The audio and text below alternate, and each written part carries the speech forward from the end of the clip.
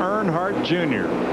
Off turn 2, powered past Jeremy Mayfield to take the lead. And when he took the lead, he drove off into the sunset. Right now, Dale Earnhardt Jr., he don't need anything but this race to just continue to get the laps counted. There's a couple of things we got to keep our eye on, though, guys. That 9 car is not too far behind the 19, and he is closing in a hurry. Quaker State aerial coverage. Junior, bottom of your screen. Mayfield at the top. There's Jeremy and Casey Kane closing in. Dick Berggren with Casey Mears. Yeah, he's behind the wall. Engine let go. You guys had a great run last week. Best run of your career today. How has this team come together so well? It's just awesome. You know, Target Chip Ganassi Racing has given me everything we needed to go run good. Unfortunately, we had a motor problem today, but we've been pushing Ernie Elliott Engine, those guys to give us what they got, you know, and they've been doing that. And, you know, with getting more horsepower and developing and learning, you're going to have problems, you know, and my hat's off to them because they've really made some good horsepower. You know, we just got to get back at it and try to figure out how to make them live just a little bit longer.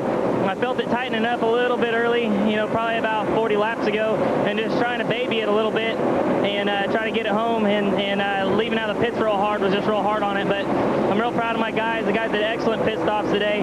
We got a good race team, and I'm ready to go next weekend. And this fellow showed him a lot today, Mike Joy. He had a great run going. And just like Jeff Hammond pointed out, get to that last 50, 75 miles. And remember, a lot of these guys put 100 miles on their engines yesterday. It starts to show up. And trust me, these guys are still thinking hard about that these final 10 laps. Race teams are like chains. You stretch them, see what breaks. When that breaks, you fix it. Then you stretch them some more until you get all the lengths as strong as they need to be. Well, I know what continues to stretch out. Dale Earnhardt Jr. in that 8 car, his lead. Right now, he's in a league of his own. He's in the 30-90s. The closest thing to him is Jeremy Mayfield in the 19 car in second at a 31-20. He's beating these guys 3/10 a lap. High marks, though, to the Evernham team because as a team, they have the best performance of the day. Yes, Junior is leading. His teammate, Michael Waltrip, though, is way down the list, 25th. Yeah. Evernham's cars are second and third. The Hendrick cars are fourth. That would be Jimmy Johnson. 10th, Jeff Gordon. And 20th, Brian Vickers. The Penske cars, Newman's great. Rusty wasn't. The Roush cars, Biffle and Kenseth in the top 10. The Gibbs cars, Stewart in 8th, Bobby Labonte way down the chart, and so on. It's really been an up and down day for most of these race teams except Ray Evernham. He has them both right there, and they've been there for most of the day.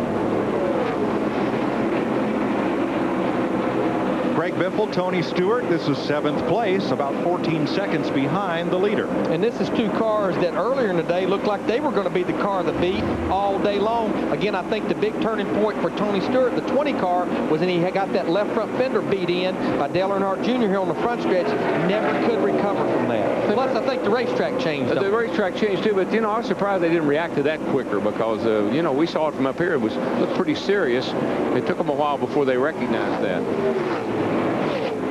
Add the Yates teams to the hits and misses. Dale Jarrett is 9th, while his teammate Elliott Sadler is 30th. He struggled all day long since the drop of the green flag. And I think the biggest thing, Mike, remember we talked about it in the beginning of the day, only 3 caution periods to make adjustments on your car besides those green flag stops. There's just not been many opportunities to fix a car that's been on. Now Ryan Newman, our pole sitter, as you have a look at Ward Burton, who is going to go a lap down. Ward's had a good day for a fellow who's been fighting the flu, and they had Jason Leffler suited up to qualify that car Friday, but Ward hopped in it and did a good job, and he's hung on to the lead lap just about all day. 3 cautions. You know, he's never had a chance to rest whatsoever. And Darrell, can you imagine running this 500-mile race with the flu and only getting 3 cautions to catch your breath? Yeah, it's tough. If you go over to the infield care center this morning, you get a couple of quarts of fluids pumped in you, and I'll tell you, Larry, you don't know. You get down in that race car, it's nice and warm and snuggly, and you don't even think about feeling bad. You just drive the wheels off of it. You forget about a lot of things. Yes, sir. You just in your own little world. 4 to go. Ryan Newman, the pole sitter, had a chance to win it, but did he stay on on the racetrack too long in the final run. I think he did. You know, he was the last one to take advantage of those 4 fresh tires, and now he's 8.5 seconds behind our leader, Dale Earnhardt Jr. He's just trying to hang on for a top 5 finish, which, like Dale Earnhardt Jr., considering his run at Las Vegas, would not be a bad day. Matt Kenseth had a good day. It turned pretty ugly when he spun that car getting onto pit road, but boy, have they rebounded. Yes, they have. Not to the degree I think they would like to, but they have rebounded nicely. For the hole they dug themselves, Darrell, they filled it in nicely. That's what they do the best. They continue every time they have a problem, they are able to overcome it and overcome it at the racetrack today.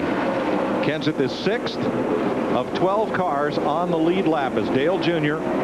continues to click off laps right on 31 seconds flat. 2 to go. 2 to go, and he has a pretty clear racetrack in front of him. I think he just needs to make sure he hits his marks and keeps his nose clean here for about a lap and a half. Yeah, he's got her on cruise right now, and a high rate of cruise, I might add. He's opened up 3.5 seconds on Jeremy. He hasn't backed off any. He keeps on hammering.